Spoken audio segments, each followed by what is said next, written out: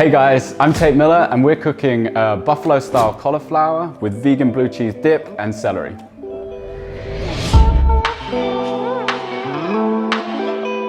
So we've got some cayenne pepper, about half a teaspoon, mustard powder,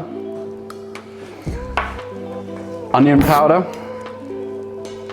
Then we're going to go into a preheated oven, 200 degrees, and that's going to take about 20 minutes.